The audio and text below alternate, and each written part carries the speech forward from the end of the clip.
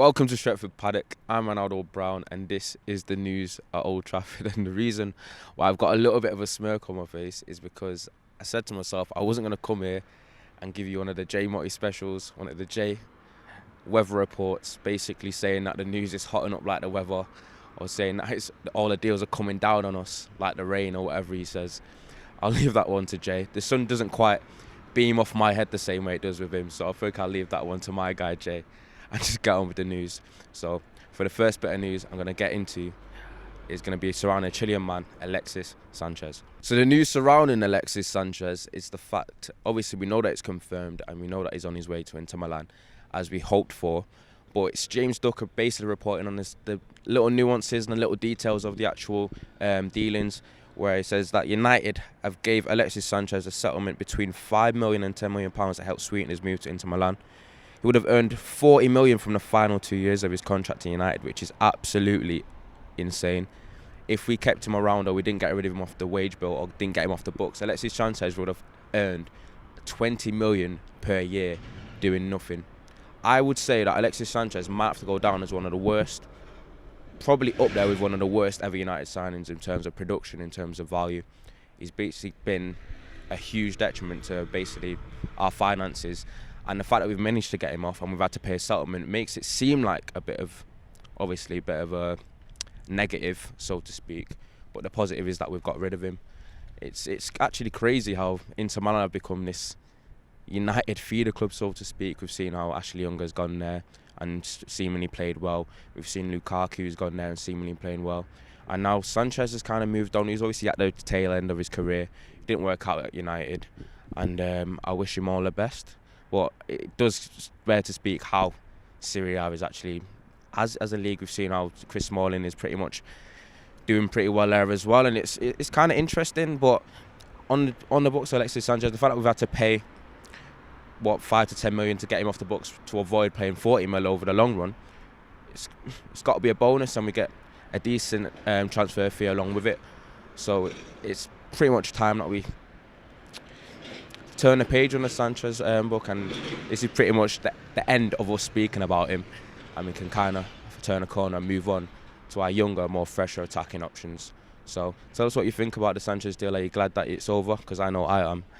Just let us know what you think. But that's the end of Sanchez, and hopefully I don't have to ever speak about him again. So the next bit of news then is surrounding the Dutch young winger To Leave Chong, where it has been reported that United are open to allowing Chong to leave on loan next season, with the actual reports being suggested that the interest is the German club Werder Bremen. And we've seen how young attacking players have literally gone from the English Premier League on loan to Bundesliga and seemingly lighted it up. We've seen how Reece Nelson did at Hoffenheim, the likes of Reece Oxford at Borussia Mönchengladbach, most notably Jadon Sancho and his exploits at Borussia Dortmund, and how obviously Bayern had interest in Hudson-Odoi. We've seen Rabbi Matondo and his performances at Schalke. So it could be I know that the jury's out on To Leave Chong for a lot of people. I know that the jury out for him has been on me. He's had 18 games for United so far in his career and yet to register a goal.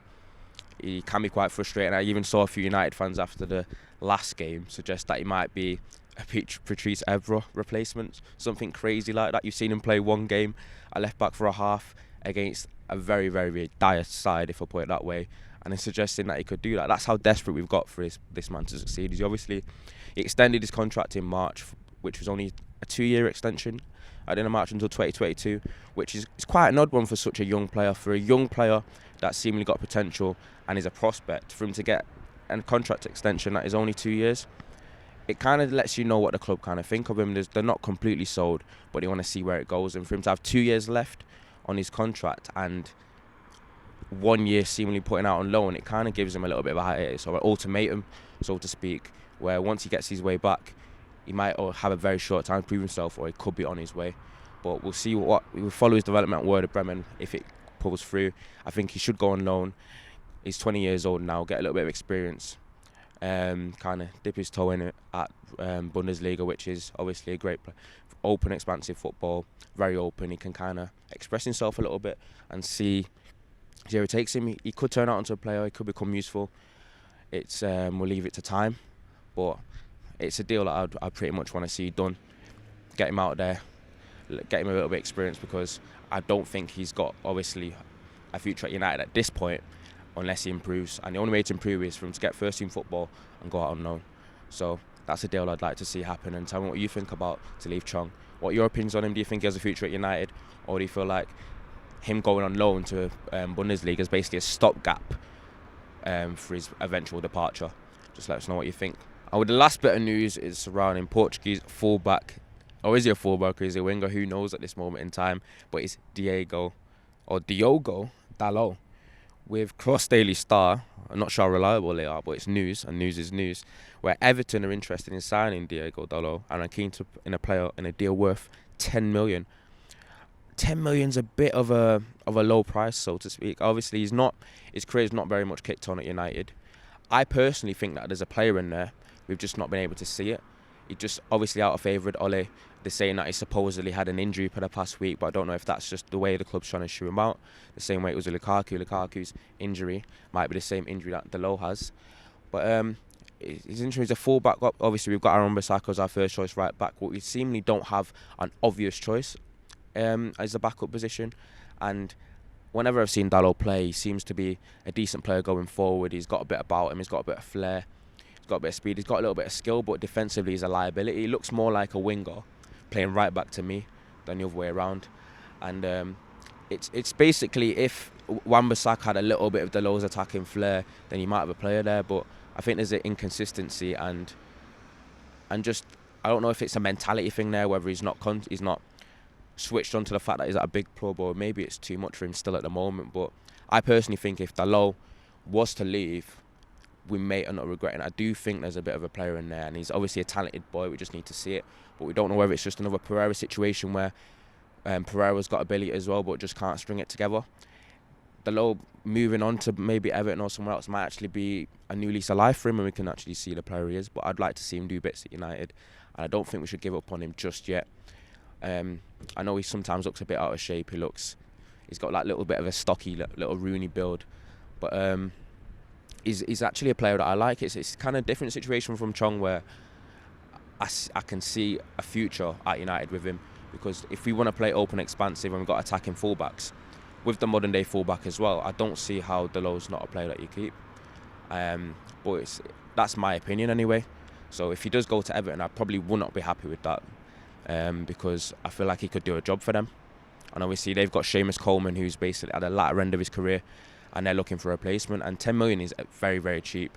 I think if we were to lose him for that amount, I think it's a bit, regardless of the fact that he's not achieved much or not played much, it is still a low asking price for a young player that's still got potential and still got the ability to do good things. And in the current transfer market, coronavirus, pandemic or not, it's still a price that is a bit too low. And obviously with the report by Daily Star, I don't know how true it is, but it does seem that Dalot has been backdoored in the slightly, and it might be a new story that we'll have to follow, and then if you keep up with us, we'll try and follow it for you.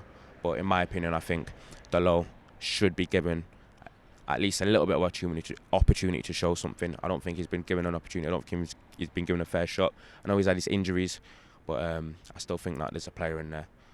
But obviously that's what I think, and you should let me know what you think. What do you think of Dalot as a player? Do you think he's got future United? Do you think he's still a prospect, or do you think United should cash in now and he's too injury prone? Just let us know what you think about him, and let us know in the comments.